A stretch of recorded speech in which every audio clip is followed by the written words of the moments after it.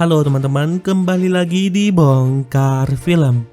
Apa kabar kalian semua? Semoga kalian baik-baik saja dimanapun kalian berada.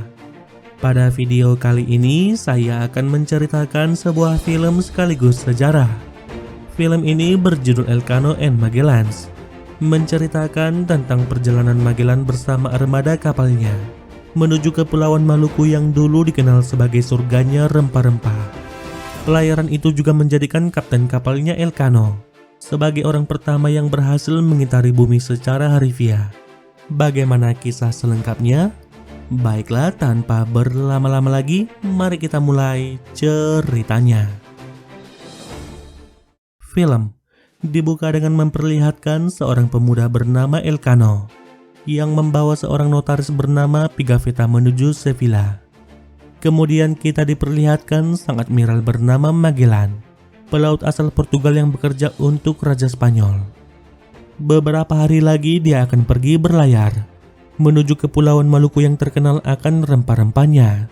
Mereka akan berdagang di sana atas perintah sang raja.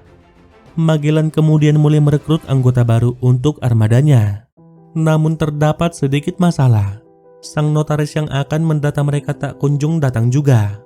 Masalah lain juga mendatangi mereka ketika sang duta besar Portugal yang bernama Da Costa tiba-tiba melarang mereka berlayar menuju Maluku karena jalur timur yang menjadi satu-satunya menuju ke sana dimiliki oleh Portugal dan hanya kapal milik Portugal yang diperbolehkan menggunakan jalur tersebut. Namun Magellan sama sekali tak mempermasalahkan hal itu karena dia tak akan menggunakan rute milik Portugal. Sebaliknya dia akan mencari rute baru ke barat. Hal itu lantas sangat mengejutkan semua orang, karena bagi mereka hal itu sangat mustahil. Banyak kru Magellan yang sangat ragu dengan keputusan tersebut. Magellan kemudian berjanji pada mereka semua, kalau dia akan berhasil membawa mereka semua sampai ke Maluku. Mendengar perkataan sang admiral, mereka semua pun kembali bersemangat. Melihat itu, Da Costa tak tinggal diam. Dia kemudian memerintahkan anak buahnya yang bernama Iago untuk mencuri peta jalur barat yang dimiliki oleh Magellan dengan cara menyusup dan menyamar menjadi anak buahnya. Beberapa saat kemudian perahu Elcano melaju kencang menuju dermaga dan tak sengaja menabrak kapal Da Costa. Elcano sendiri cukup dikenal di kalangan para pelaut sebagai pemuda ceroboh yang selalu mendatangkan masalah. Baru saja menginjakkan kaki di dermaga, para prajurit datang untuk menangkapnya karena dia tak bisa membayar hutang-hutangnya yang sangat banyak. Tak ingin ditangkap, Elcano kemudian coba melarikan diri. Melihat itu, para prajurit kemudian langsung mengejarnya. Namun menangkap seorang Elcano bukanlah hal yang mudah. Elcano pun berhasil mengelabui mereka semua. Setelah itu, Elcano mendaftarkan dirinya untuk ikut dalam ekspedisi yang dipimpin oleh Magellan. Semula sang notaris tak mengizinkannya untuk bergabung.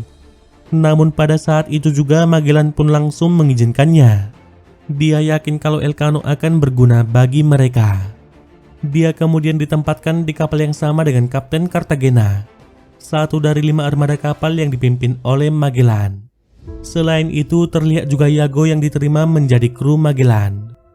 Malam harinya Iago kemudian melaporkan pada Da Costa kalau tak ada satupun orang yang mengetahui peta milik Magellan. Scene lalu berganti pada keesokan harinya. 5 armada kapal Magellan akhirnya memulai perjalanan mereka.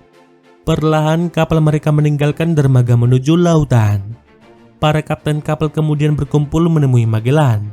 Mereka bertanya tentang peta rute yang akan mereka lalui, yang mana beredar rumor kalau peta itu sangat dirahasiakan. Cartagena kemudian meminta peta itu diberikan pada mereka. Namun Magellan berkata kalau itu tak perlu sama sekali. Yang terpenting mereka selalu berlayar bersama-sama dan mengikutinya dari belakang dalam satu barisan. Setiap malam mereka juga diminta menyalakan lentera pada belakang kapal. Dengan demikian kapal di belakangnya tak akan tersesat. Sementara itu, Pigafetta selalu mencatat apa yang terjadi setiap harinya. Pada suatu malam Magellan memeriksa rute perjalanan mereka melalui peta rahasia yang ternyata selama ini menjadi topinya. Selain dirinya, hanya Enrique yang mengetahui tentang peta tersebut. seorang pemuda asli Maluku yang kini menjadi orang kepercayaannya. Pada malam berikutnya hujan badai mengganggu pelayaran mereka. Namun berkat komando sang admiral, mereka akhirnya berhasil melewati badai tersebut. Setelah 60 hari melewati badai itu, mereka akhirnya tiba di benua Amerika yang kini menjadi bagian dari Brazil, tempat yang sangat indah dan kaya akan alamnya. Magellan kemudian coba berkomunikasi dengan penduduk lokal di sana. Awalnya sulit bagi mereka untuk berkomunikasi. Namun di saat melihat baju armor Magellan, sang kepala suku pun mulai tertawa, yang mana dia melihat pantulan wajahnya ada di sana. Dan itu membuatnya menerima kedatangan mereka. Mereka pun saling bertukar barang dan makanan satu sama lain. Sementara itu, Cartagena diam-diam mulai mempengaruhi ketiga kapten lainnya untuk menuntut Magellan agar menyerahkan petanya pada mereka. Dengan kata lain, dia ingin memberontak. Dia tak percaya jika Magellan yang memimpin perjalanan mereka, sebab Magellan sendiri merupakan orang Portugis dan bisa saja dia berbalik melawan kerajaan Spanyol. Namun ketiga kapten lainnya masih percaya pada Magellan. Mereka lalu meminta Cartagena untuk bersabar. Tanpa mereka ketahui, Iago diam-diam menguping pembicaraan mereka. Beberapa waktu kemudian, armada Magellan kembali melanjutkan pelayaran mereka. Setelah menjalani musim panas yang cukup panjang, kini mereka harus menghadapi dinginnya lautan. Hal itu dikarenakan mereka berlayar semakin ke selatan. Selama 5 bulan mereka melewati musim dingin yang sangat ekstrim. Persediaan makanan mereka juga semakin menipis, dan banyak kru yang mulai sakit-sakitan. Kondisi itu kemudian membuat Cartagena hilang kesabaran. Dia lalu mengajak kapten lainnya untuk memberontak melawan Magellan. Walau demikian, mereka tak bisa menemukan peta yang mereka cari, dan itu membuat mereka semakin frustasi. Melihat itu, Magellan kemudian coba meyakinkan mereka kalau peta jalur menuju Maluku sudah ada di kepalanya, dan dia pasti akan membawa mereka sampai ke sana.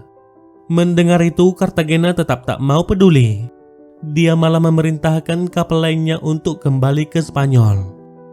Di tengah ketegangan itu, tiba-tiba terjadi sesuatu, yang mana arus laut telah membawa kapal mereka mendekati tebing bebatuan. Bahkan salah satu kapal mereka sudah rusak dan akhirnya tenggelam. Magellan kemudian memerintahkan kapten lainnya untuk kembali ke kapal mereka dan segera menyelamatkan para kru kapal yang tenggelam. Di antara kapten lainnya hanya Cartagena yang menolak perintah tersebut. Walau demikian, Magellan tak ingin menahannya dan lebih memilih untuk meninggalkannya di perahu seorang diri. Serrano kemudian ditugaskan untuk menggantikannya sebagai kapten. Kini tersisa 3 kapal dalam armada mereka, sementara 1 kapal lainnya memutuskan untuk kembali ke Spanyol. Secara perlahan-lahan, mereka menyusuri kanal yang dipenuhi tebing-tebing yang sangat berbahaya. Mereka semua terlihat sangat ketakutan dikala melihat tempat seperti itu untuk yang pertama kalinya. Masalah pun kembali datang pada mereka, yang mana kanal itu semakin sempit untuk mereka lewati. Namun dengan berjuang keras dan bekerja sama, mereka akhirnya berhasil melewati kanal tersebut dan juga kembali ke lautan bebas. Total selama 38 hari mereka berada di kanal tersebut. Mereka lalu berlayar menuju lautan yang sangat luas, yang kemudian mereka namai sebagai Samudra Pasifik. Selama 4 bulan mereka berlayar di Samudra Pasifik tanpa ada air dan makanan yang mengisi perut mereka. Banyak dari kru kapal yang akhirnya jatuh sakit. Di tengah keputusasaan itu tiba-tiba terjadi sesuatu. Secara ajaib ikan-ikan mulai berterbangan ke kapal mereka, dan itu membuat mereka selamat dari bencana kelaparan. Tak lama kemudian terlihat sebuah daratan di depan mereka, dan itu adalah Pulau Cebu yang saat ini bagian dari Filipina. Para penduduk lokal pulau itu pun langsung menyambut kedatangan mereka. Namun lagi-lagi, komunikasi menjadi bagian yang tersulit untuk mereka lakukan. Beruntungnya Pukri, sang kepala suku yang bernama Samar, memahami apa yang diucapkan oleh Magellan. Sebelumnya dia sudah belajar berbagai bahasa ketika berada di Maluku, yang letaknya tak jauh dari pulau tersebut. Magellan kemudian menjelaskan apa dan kemana tujuan mereka. Dengan baik hati sang kepala suku pun menerima kedatangan mereka. Dia juga membuat kesepakatan dengan Magellan, yang mana putrinya akan memandu mereka menuju Maluku. Jika Magellan membantunya melawan musuh sekaligus tetangganya, yang bernama Datuk Lapu-Lapu sang penguasa Pulau Mactan. Tanpa berpikir panjang, Magellan pun langsung setuju. Sementara Yago yang mengetahui rencana itu, secara diam-diam pergi menuju Pulau Mactan. Dia lalu memberitahukan pada Lapu-Lapu kalau Magellan bersama pasukannya akan datang menyerang mereka. Beberapa waktu kemudian, Magellan bersama pasukannya mendatangi Pulau Mactan. Namun anehnya mereka tak melihat siapa-siapa di sana. Sampai tiba-tiba, Lapu-Lapu bersama pasukannya tiba-tiba menyerang mereka. Pertempuran pun tak bisa terhindarkan. Namun serangan kejutan itu membuat pasukan Magellan sangat kewalahan. Dia kemudian memerintahkan anak buahnya untuk segera mundur. Melihat itu, Yago kemudian memerintahkan prajurit Lapu-Lapu untuk segera menyerang Magellan. Dan itu membuat kedoknya sebagai pengkhianat akhirnya terbongkar. Beberapa pasukan Magellan berhasil kembali ke kapal. Namun tidak dengan sang admiral. Dia tak bisa kembali karena sudah terkepung dan juga terluka. Di saat terakhirnya dia kemudian memberikan topinya pada Elcano. Dan setelah itu Lapu-Lapu bersama pasukannya pun langsung menghabisinya. Tak berhenti sampai di situ. Lapu-Lapu juga menyerang dan menenggelamkan salah satu kapal mereka. Sesaat kemudian Yago akhirnya ditangkap. Mereka pun berencana membawanya kembali ke Spanyol untuk diadili. Akibat pertempuran itu banyak kru kapal yang terluka sangat parah. Mau tak mau mereka harus secepat mungkin sampai ke Maluku untuk mengobati setiap orang yang terluka. Namun terjadi dilema di antara para awak kapal, karena saat ini tak ada kapten yang memimpin mereka. Setelah beberapa saat mereka semua pun akhirnya sepakat untuk menjadikan Elcano sebagai kapten baru armada mereka. Dari 5 kapal yang meninggalkan Sevilla kini tinggal tersisa 2. Mereka kemudian segera berlayar menuju Kepulauan Maluku. Pada tanggal 8 November 1521, mereka akhirnya tiba di kota Tidore, ibu kota Maluku.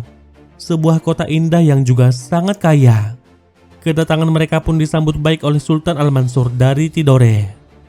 Setelah mengutarakan maksud tujuan kedatangan mereka, sang sultan pun setuju untuk melakukan perdagangan dengan mereka. Dengan beberapa peti emas mereka mendapatkan rempah-rempah yang sangat banyak. Setelah itu Enrique meminta Elcano untuk segera pergi dari pulau itu sebelum Portugis tiba dan melihat mereka, karena Portugis sendiri sudah menganggap kalau hanya mereka yang boleh berdagang dengan Maluku.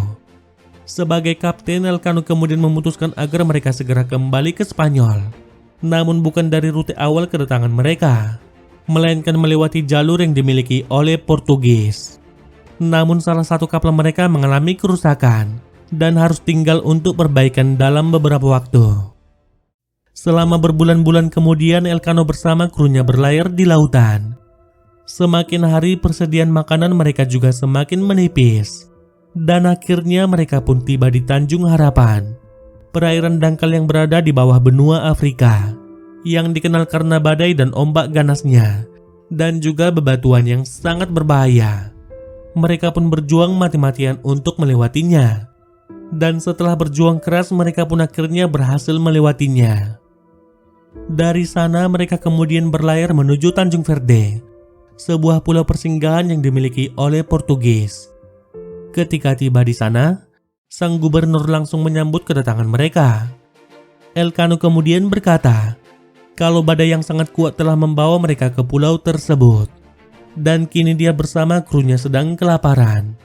Elcano sama sekali tak memberitahukan apa yang sedang mereka bawa di kapal. Semula semuanya berjalan baik-baik saja. Dengan baik hati sang gubernur memberikan bantuan makanan pada mereka. Namun Yago yang berhasil kabur langsung memberitahukan mengenai rempah-rempah yang dibawa Elcano dari Maluku. Mendengar itu, sang gubernur langsung memerintahkan pasukannya untuk menangkap Elcano. Namun Elcano dapat dengan mudah kabur dari mereka. Masalah pun tak berhenti sampai di situ. Da Costa juga tiba di pulau itu untuk menangkap Elcano. Pertempuran pun tak bisa terelakkan. Ketika sudah terpojok, Elcano tiba-tiba menyadari satu hal, yaitu bagian lambung kapal Da Costa yang pernah dirusak oleh dirinya. Elcano bersama krunya kemudian menyerang bagian tersebut. Alhasil kapal itu pun semakin rusak parah dan akhirnya tenggelam. Pada hari itu juga, Elcano bersama krunya kemudian pergi meninggalkan Tanjung Verde. Dan hanya dalam 1 hari mereka pun akhirnya tiba di Sevilla, tempat asal mereka memulai pelayaran. Tepat pada tanggal 8 September tahun 1522, 3 tahun setelah awal keberangkatan mereka. Semua penduduk Sevilla pun langsung menyambut mereka bagaikan pahlawan. Dari 240 kru awal hanya 18 orang yang berhasil kembali. Baiklah teman-teman, demikian kisah perjalanan Magellan dan Elcano. Sebuah cerita yang syarat akan sejarah. Semoga cerita yang saya bawakan bisa menambah sedikit wawasan bagi teman-teman.